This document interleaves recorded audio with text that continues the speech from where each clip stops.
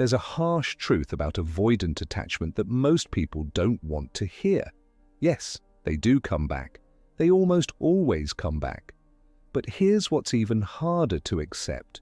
Sometimes their return should be met with a closed door, no matter how much you still love them. And today I want to talk about the avoidant's biggest regret, the person they lost forever because they crossed lines that should never be crossed. Listen, I'm not here to demonize avoidant attachment. Genuine avoidant patterns rooted in childhood trauma and fear of abandonment can be worked with when the person demonstrates authentic remorse, takes accountability, and shows genuine willingness to change. But there's a crucial distinction we need to make between avoidant behavior that stems from trauma and fear versus behavior that reveals fundamental character defects that no amount of attachment healing can excuse. What I'm about to share with you are the behaviors that cross into territory where attachment explanations become irrelevant. These are actions that reveal someone lacks the basic empathy, integrity, and respect necessary for healthy relationships, regardless of their psychological wounds or childhood experiences. These behaviors indicate character flaws so severe that they disqualify someone from deserving a second chance, no matter how much they might regret losing you later. Understanding this distinction could save you years of heartache and protect you from someone who will inevitably become their own biggest regret. Not because they're healing from trauma, but because they've revealed themselves to be fundamentally unsuitable for intimate relationships. The first behavior that should permanently disqualify an avoidant from your life is when they systematically destroy your support network while keeping you isolated and dependent on them. This isn't about someone who struggles with social situations or feels uncomfortable around your friends due to social anxiety. This is about calculated manipulation designed to cut you off from anyone who might offer you perspective, support, or validation outside of the relationship. The manipulative avoidant understands that isolated people are easier to control and less likely to recognize unhealthy patterns. They begin by subtly criticizing your closest relationships, planting seeds of doubt about your friend's motives or loyalty. They might suggest that your best friend is jealous of your relationship, or that your family doesn't really understand you the way they do. These comments seem caring at first, as if they're protecting you from people who don't have your best interests at heart. As the isolation progresses, they create conflicts and drama around social events, making it increasingly difficult for you to maintain your relationships. They might pick fights right before you're supposed to meet friends, show up late to family gatherings, and create tension, or manufacture emergencies that require your immediate attention whenever you try to connect with your support network. They become masters at making their emotional needs seem more urgent than your social commitments. This behavior reveals someone who views relationships as zero-sum games where they must eliminate competition for your attention and emotional energy. They're not struggling with attachment insecurity, they're strategically weakening your position so you'll have nowhere to turn when their treatment of you becomes undeniably problematic. A person with genuine attachment issues might feel uncomfortable in social situations, but they don't systematically work to destroy your other relationships. The isolation serves multiple purposes for the manipulative avoidant. It ensures you won't have outside perspectives that might help you recognize their problematic behavior.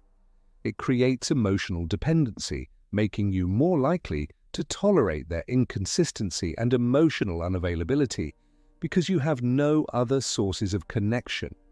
It also establishes their position as the primary authority on your worth and reality, setting the stage for more serious forms of emotional abuse. When this type of avoidant eventually returns after a breakup, they often do so precisely because they know you're isolated and vulnerable. They count on the fact that you don't have a strong support network to help you maintain boundaries or recognize their manipulation tactics. Their regret isn't about losing someone they love, it's about losing someone they could control. The excuse that they were just insecure or needed more of your attention doesn't justify systematic isolation. Healthy people work on their insecurities through therapy and communication, not by dismantling their partner's entire support system. The avoidant who isolates you is revealing their understanding that they can't compete with healthy relationships on equal terms, so they eliminate the competition entirely. This behavior creates lasting damage that extends far beyond the relationship itself. When you're isolated from friends and family, you lose touch with your own identity and values. You begin to see yourself exclusively through your partner's eyes, which makes it nearly impossible to recognize when you're being mistreated. The isolation also makes it significantly harder to leave the relationship when it becomes toxic, because you have nowhere to go and no one to turn to for support. The second behavior that should permanently disqualify an avoidant is when they weaponize your deepest insecurities and vulnerabilities against you during conflicts. This goes far beyond heated arguments or saying hurtful things in anger. This involves someone who deliberately and strategically uses the intimate knowledge they've gained about your fears, past traumas, and sensitive areas to inflict maximum psychological damage when they want to gain control or end conversations. The weaponizing avoidant pays close attention during your vulnerable moments, not to offer support and understanding, but to gather ammunition for future attacks. When you share your childhood trauma about feeling abandoned, they file that information away to use against you later. When you confide your insecurities about your appearance, intelligence, or abilities, they're mentally cataloging these vulnerabilities for strategic deployment during conflicts. This behavior reveals someone with a fundamentally predatory approach to intimacy. They view your openness and trust as weaknesses to be exploited rather than gifts to be cherished and protected. The person who weaponizes your vulnerabilities demonstrates a level of emotional cruelty that indicates serious character defects beyond simple attachment trauma. They're not struggling with intimacy, they're actively using intimacy as a weapon. During arguments, instead of addressing the actual issue at hand, they launch targeted attacks designed to destabilize your emotional equilibrium and shut down your ability to advocate for yourself. They might say things like, "No wonder your father left you," when you're discussing their emotional unavailability. Or, "You're too damaged to be in a relationship," when you're trying to address their boundary violations. These attacks are calculated to trigger your deepest fears and insecurities, making it impossible for you to continue the conversation from a position of strength. This weaponization serves multiple tactical purposes. It immediately shifts the focus from their behavior to your emotional reactions, allowing them to avoid accountability for whatever issue you were originally addressing. It creates such intense emotional pain that you're likely to back down or apologize just to stop the psychological assault. It also conditions you to avoid bringing up problems in the future, knowing that any attempt to address issues will result in brutal attacks on your most vulnerable areas. The weaponizing avoidant often follows these attacks with periods of sweetness and affection, creating a trauma bond that makes it even harder to recognize the pattern. They might apologize for going too far, while simultaneously suggesting that you provoked the attack by being too sensitive or bringing up the issue in the first place. This creates a psychological environment where you begin to blame yourself for their cruelty. When this type of avoidant returns after a breakup, they often do so because they've realized they lost their most effective emotional weapon. They miss having someone whose vulnerabilities they understand so intimately that they can shut down any challenge to their behavior with surgical precision. Their regret isn't about losing someone they love, it's about losing someone they could psychologically dominate. The excuse that they only said those things because they were hurt or angry doesn't justify this behavior. Healthy people don't respond to emotional pain by deliberately targeting their partner's deepest wounds. The capacity to weaponize someone's vulnerabilities indicates a fundamental lack of empathy and a willingness to cause psychological harm that doesn't resolve through relationship repair attempts. This behavior creates lasting trauma that affects your ability to trust and be vulnerable in future relationships. When someone uses your openness as ammunition against you, you learn to protect yourself by withholding your authentic self from others. The weaponizing avoidant doesn't just damage your relationship with them, they damage your capacity for intimacy in general. The third behavior that should permanently disqualify an avoidant is when they engage in financial manipulation and control to maintain power in the relationship. This isn't about someone who struggles with money management or has different financial priorities. This is about calculated economic abuse designed to create dependency and eliminate your ability to leave the relationship when their treatment becomes intolerable. The financially manipulative avoidant understands that economic dependency is one of the most effective ways to maintain control over someone. They might start by offering to handle all the finances because they're better with money, gradually taking over bill payments, bank accounts, and financial decision-making. What initially appears to be helpful partnership slowly becomes total financial control. As the financial manipulation progresses, they create systems that make it increasingly difficult for you to access money or maintain financial independence. They might insist on joint accounts while maintaining secret personal accounts, monitor your spending obsessively while hiding their own financial activities, or sabotage your career opportunities to keep you financially dependent on them.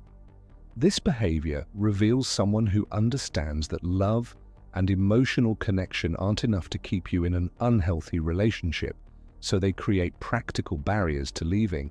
They're not struggling with trust issues around money. They're strategically using financial control as a tool of relationship imprisonment. The financially manipulative avoidant knows that someone who can't afford to leave is much more likely to tolerate their emotional unavailability, inconsistency, and other problematic behaviors. The financial manipulation often escalates during conflicts, where they might threaten to cut off access to money, refuse to pay for necessities, or remind you of your financial dependence as a way to end arguments. They create a dynamic where challenging their behavior becomes financially dangerous, effectively silencing any attempts to address relationship problems. When this type of avoidant eventually leaves or creates distance in the relationship, they often do so knowing that their financial control has created a situation where you can't easily move on. They count on the fact that you'll be willing to tolerate their inconsistency and emotional unavailability rather than face financial hardship. Their hot and cold behavior becomes even more damaging because you're trapped by economic necessity. The excuse that they were just trying to be responsible with money or that they're naturally better at financial management doesn't justify this level of control. Healthy partners encourage financial independence and make financial decisions together, even when one person takes the lead on day-to-day money management. The avoidant who creates financial dependency is revealing their understanding that they need to trap you economically because they can't maintain a relationship based on mutual choice and genuine connection. This behavior creates long-term damage that extends far beyond the relationship itself. Financial abuse often leaves people with damaged credit, depleted savings, and compromised career prospects. Even after the relationship ends, the financial manipulation can continue through tactics like refusing to pay agreed-upon support, hiding assets during divorce proceedings, or sabotaging your employment opportunities. The fourth behavior that should permanently disqualify an avoidant is when they consistently violate your clearly stated boundaries while gaslighting you about the violations. This isn't about someone who occasionally misunderstands your needs or struggles with boundary setting due to their own trauma. This is about someone who deliberately and repeatedly crosses lines you've drawn while convincing you that you're unreasonable for having those boundaries in the first place. The boundary-violating avoidant operates from a fundamental belief that your boundaries are suggestions rather than requirements, and that they have the right to decide which of your limits are reasonable and which can be ignored.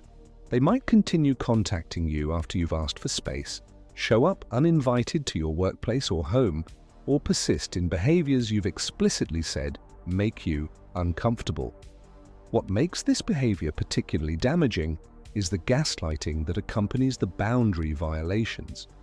When you confront them about crossing your clearly stated limits, they respond by questioning your memory, your reasonableness, or your right to have those boundaries in the first place. They might say things like, "You never said that," "You're being too sensitive," or "That's not a normal boundary to have." This combination of boundary violation and gaslighting creates a psychological environment where you begin to question your own perceptions and needs. You start to wonder if your boundaries really are unreasonable, if you're remembering conversations incorrectly, or if you're being too demanding in your expectations. The gaslighting component is what transforms simple boundary violations into a form of psychological abuse that erodes your sense of reality and self-trust. The boundary violating avoidant often frames their violations as expressions of love or care. They might say they couldn't respect your need for space because they love you too much, or that they ignored your boundaries because they were worried about you.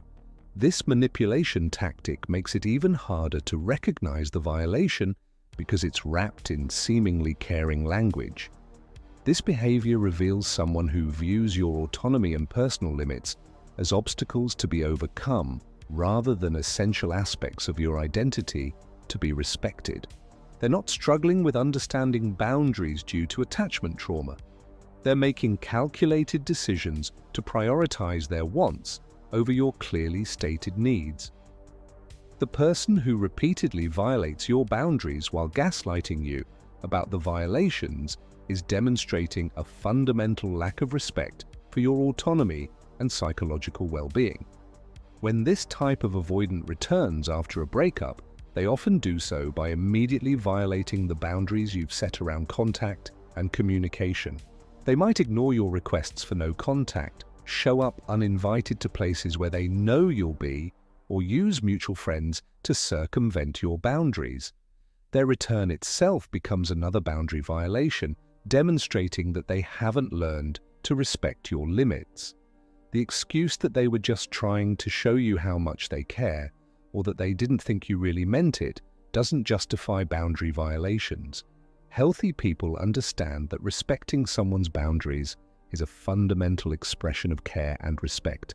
The avoidant who consistently violates your boundaries while gaslighting you about the violations is revealing their belief that their desires matter more than your clearly stated needs. This behavior creates lasting damage to your ability to trust your own perceptions and maintain healthy boundaries in future relationships. When someone repeatedly violates your limits while convincing you that you're wrong to have those limits, you learn to doubt your own needs and hesitate to enforce boundaries with others. The boundary-violating avoidant doesn't just damage your relationship with them, they damage your relationship with yourself. The fifth behavior that should permanently disqualify an avoidant is when they engage in deliberate psychological warfare designed to break down your sense of self-worth and reality. This goes far beyond the normal challenges of dating someone with avoidant attachment. This involves someone who systematically uses psychological manipulation techniques to destabilize your mental health and maintain control over your emotional state. The psychologically manipulative avoidant employs tactics like intermittent reinforcement, where they alternate between periods of intense affection and cruel withdrawal in unpredictable patterns. This creates an addiction-like dynamic where you become obsessed with earning their positive attention and desperately afraid of triggering their withdrawal. They understand that inconsistent rewards create stronger psychological bonds than consistent positive treatment. They also engage in reality distortion, where they consistently deny or minimize events that happened, rewrite history to make themselves look better, or convince you that your memories and perceptions are unreliable. This systematic erosion of your confidence in your own reality is a form of psychological abuse that leaves you completely dependent on their version of events. The psychological manipulation often includes tactics like triangulation, where they bring third parties into your relationship dynamic to create jealousy, insecurity, and competition. They might maintain inappropriate relationships with ex-partners, flirt with others in front of you, or compare you unfavorably to other people in their lives. This creates a constant state of anxiety and self-doubt that makes it impossible for you to feel secure in the relationship. This behavior reveals someone who has studied psychological manipulation and is deliberately employing these techniques to maintain control over your emotional state. They're not struggling with attachment issues. They're engaging in sophisticated psychological warfare designed to break down your mental health and self-worth. The person who uses deliberate psychological manipulation tactics is demonstrating a level of calculated cruelty that indicates serious personality disorders. The psychological manipulation creates trauma bonds that make it extremely difficult to leave the relationship, even when you recognize that it's destroying your mental health. The intermittent reinforcement creates an addiction-like dynamic where you become obsessed with earning their approval and terrified of losing their attention. The reality distortion makes you doubt your own perceptions and memories, leaving you unable to trust your own judgment about the relationship. When this type of avoidant returns after a breakup, they often do so because they've found that other people don't respond to their manipulation tactics the way you did. They miss having someone whose psychological buttons they understand so well that they can manipulate your emotional state with surgical precision. Their regret isn't about losing someone they love, it's about losing someone they could psychologically control. The excuse that they didn't realize what they were doing or that they learned these patterns from their own trauma doesn't justify psychological manipulation. Healthy people who struggle with attachment issues don't systematically employ psychological warfare techniques against their partners. The avoidant who engages in deliberate psychological manipulation is revealing their willingness to destroy your mental health to maintain control. This behavior creates long-term psychological damage that can take years of therapy to heal. When someone systematically breaks down your sense of reality and self-worth, you lose the ability to trust your own perceptions and make healthy decisions about relationships. The psychologically manipulative avoidant doesn't just damage your relationship with them, they damage your ability to function as a healthy, autonomous person. The sixth and final behavior that should permanently disqualify an avoidant is when they demonstrate a complete inability to experience genuine remorse or empathy for the pain they've caused. This isn't about someone who struggles to express emotions or takes time to process their mistakes. This is about someone who shows no authentic emotional response to the suffering they've inflicted on someone they claim to love. The remorseless avoidant might go through the motions of apologizing, but their apologies are hollow performances designed to get them what they want, rather than genuine expressions of regret. They might say the right words, but their body language, tone, and subsequent behavior reveal that they feel no authentic remorse for their actions. They view apologies as tools for manipulation rather than expressions of accountability. When confronted with the pain they've caused, they respond with defensiveness, justification, or complete emotional detachment.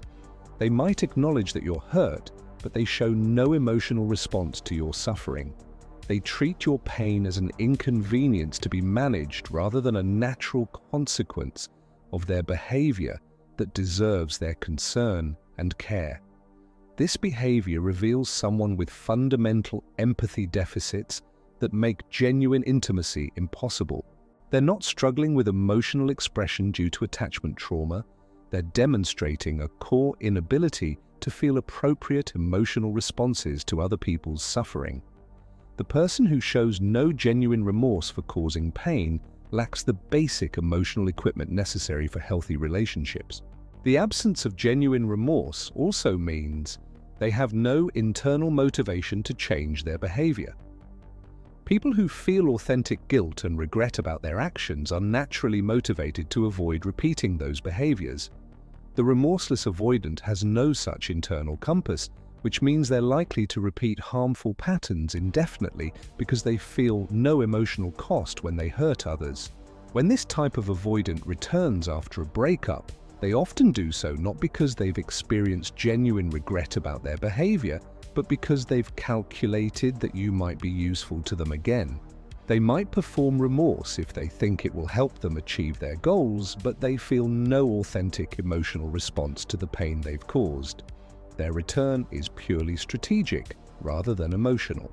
The excuse that they're just not good at expressing emotions or that they process things differently doesn't justify a complete absence of empathy for pain they've caused. Healthy people, even those who struggle with emotional expression, show some authentic emotional response when they've hurt someone they care about. The avoidant who demonstrates no genuine remorse is revealing fundamental character defects that don't resolve through relationship repair attempts. This behavior creates a dynamic where you're constantly trying to help someone develop empathy and emotional responses that should be naturally present in healthy people.